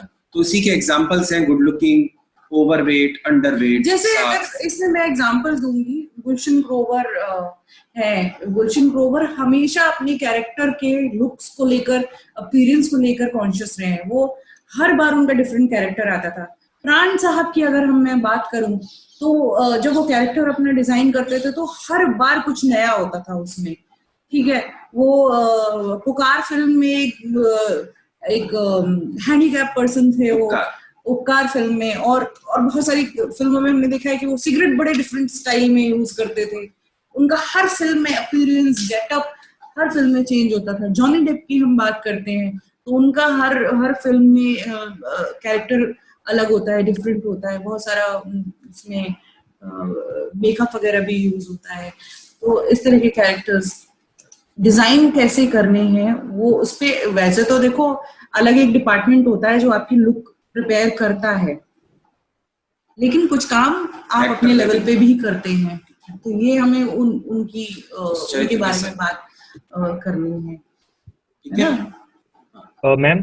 जी अंशुल, जैसे पिछली जो बार की जो वीडियो थी उसमें आपने कहा था कि इमेजिनेशन बहुत इम्पोर्टेंट होती है। बिल्कुल। हाँ, तो मैम एक एक्टर मतलब अपने एक्सपीरियंस गैदर करता है, वो उस हिसाब पे उसका वो बेस बनता है, और उस हिसाब से वो इमेजिन करता है चीजों को, मतलब कहीं ना कहीं इसका कुछ ना कुछ बेस होता है। हाँ। तो विदाउट बेस अगर आपने कोई चीज एक्सपीरियंस नहीं की है, उसको आप इमेजिन करते हो, तो क्या वो रियल लगता है जब सामने वाला देखता है, या फिर उसे पता लग जाता है कि? ईरा ने यही सवाल किया था, ईरा का सवाल अभी थोड़ी देर पहले यही था, तो उसके बारे में मैंने यही कहा था कि जी मैम, बट इतना ससेंटली नहीं डाला था, इन्होंने काफी ठीक बना, मैं इधर उधर बोल रही थी बट इन्होंने ठीक एक लाइन में वो सवाल पूछ लिया। बिल्कुल भाई उन्होंने तो वही है कि अभी तक तो ऐसा कैरेक्टर नहीं, कहते ना कि महाभारत में ऐसा महाभारत के जो भी चरित्र हैं या महाभारत में जो भी एपिसोड्स हैं, इंसिडेंट्स हैं, वो अगर ऐसा नहीं है कि वो क्या कहते हैं उसके बारे में, कि वो जो उसमें नहीं है फिर वो दुनिया में नहीं है, ऐसा एपिक है वो। तो उसी वही मैं बोल रही हूँ कि जो ऐसा कौन सी चीज, अच्छा तुम अंशुल खुद ही बताओ कि क्या चीज है जो तुम्हें लगता है आउट ऑफ द वर्ल्ड है? नहीं मैं मेरे लिए आउट ऑफ द वर्ल्ड, मैं अगर कोई बहुत ही ज्यादा गरीब इंसान है, ठीक है, तो वो मतलब मैं देख लूंगा उसे स्क्रीन पे, या मैं किसी गरीब को देख लूंगा। नहीं तो तुम खुद क्यों नहीं, तुमने लाइफ में एक्सपीरियंस किया होगा इस चीज को। गरीबी का मतलब फाइनेंशियली गरीब नहीं कहूंगी मैं, लेकिन हमने सारे रस अनुभव किए हुए हैं अपनी जिंदगी में, और नहीं तो हम करते हैं, चाहे मोमेंटरी करते हो। अगर एक बात बताओ, for example you are going out with your friend और आपको सिंपल जिसे कहते हैं ना 10 रुपए के गोलगप्पे खाने हैं, यस मैम, सिंपल, ठीक है, and unfortunately you forgot your purse at home, आपका वॉलेट घर पे रह गया, ठीक है, how will you feel? ATM कर देंगे। मतलब लगेगा कि शायद काश होता, काश वाली फील आएगी, काश होता। हाँ, तो काश ये 10 रुपए होते अभी। छोटे छोटे हमारे जिंदगी में ऐसे मोमेंट्स आते हैं जहां पर हम सब कुछ अनुभव कर लेते हैं।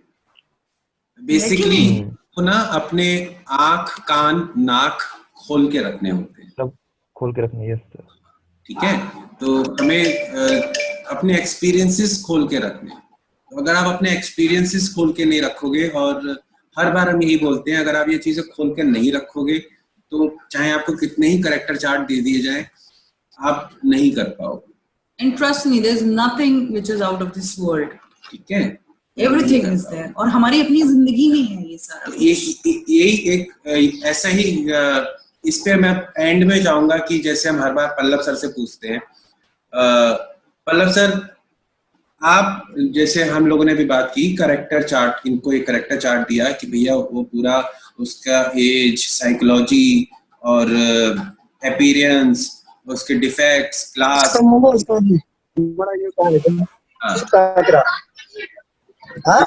पल्लव सर आपको मैं अनम्यूट कर रहा हूँ। कोई बीच में बोल रहा है, कुछ नहीं सुनाई दिया मुझे, एक बार दोबारा बोलेंगे सर? हाँ, वो यशपाल चाय मंगा रहा था, बट ठीक है। तो पल्लव, कैरेक्टर डिजाइनिंग की बात करी थी आज हमने, तो आप क्या बताना चाहोगे कैरेक्टर डिजाइनिंग की? एक एक्टर जब कैरेक्टर को डिजाइन कर रहा है तो उसको क्या क्या बेसिक चीजें नॉलेज होनी चाहिए? एक चार्ट हमने इनको भेजा ही है, बेसिक सा, बहुत लंबा चौड़ा, उम्र वगैरह वाला, और आपके नजर में क्या है कि एक एक्टर को क्या क्या पता होना चाहिए, कैसे डिजाइन करे वो कैरेक्टर, क्या बोलना चाहोगे? मुझे तो लगता है सर आपने बहुत सारी चीजें ऑलरेडी बता दी हैं, और बहुत सारी क्या, लगभग आप लोगों ने सारी चीजें कवर कर ली हैं। मेरे को सिर्फ जब मैं सुन रहा था मुझे नहीं पता, क्योंकि मैं डिस्कशन में लेट आया था, जो डब्ल्यूज वाली बात होती है वो बात एक बार आप लोग इनको और गाइड कर दें। जो डब्ल्यूज वाली चीज है मुझे बड़ी इंपॉर्टेंट है, ये डब्ल्यूज एक बार उसके ऊपर भी चर्चा हो जाए।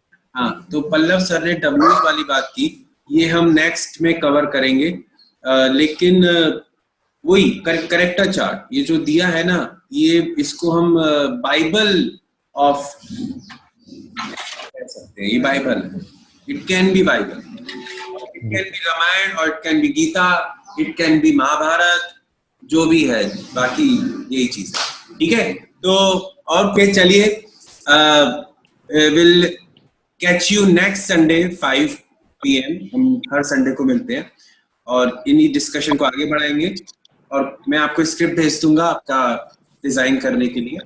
चलिए, bye, ciao sir, thank you sir, thank you, bye bye, bye sir.